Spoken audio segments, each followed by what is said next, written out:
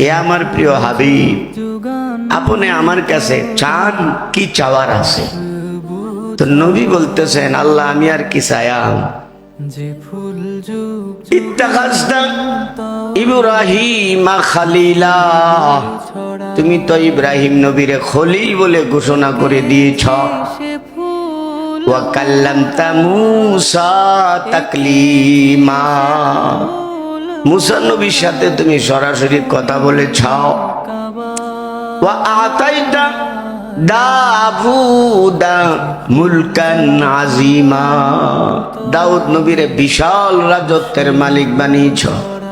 ওয়া আলানতা লাহু আল হাদিদা, তারে একটা বৈশিষ্ট্য মুজেজা দান করেছ, লোহাতে ধরলেই তিনি লোহা মোমের মতো নরম হয়ে যেত।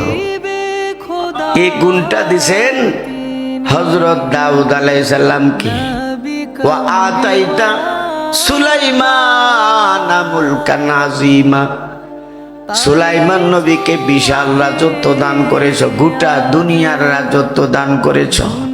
ওয়া সাখারতাল জিন্না ওয়াল ইনসা ওয়াশ শায়াতিনা ওয়ার রিয়াহা, সুলাইমান নবীর অধীনে করে দিয়েছ মানুষ, জিন, শয়তান, এমনকি বাতাস, এমনকি পশু পাখি সব ওনার অধীনে ছিল।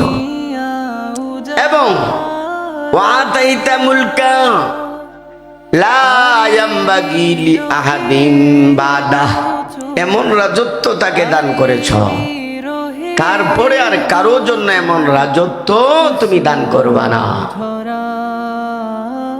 ঈসা আলাইহিস সালামের ব্যাপারে বলেন, ওয়া আল্লামতা ঈসা আত-তাওরাতা ওয়াল ইনজিল, তাওরাত এবং ইনজিল উভয়টিকে তুমি মুখস্থ করে দিয়েছ ঈসা নবীকে। এবং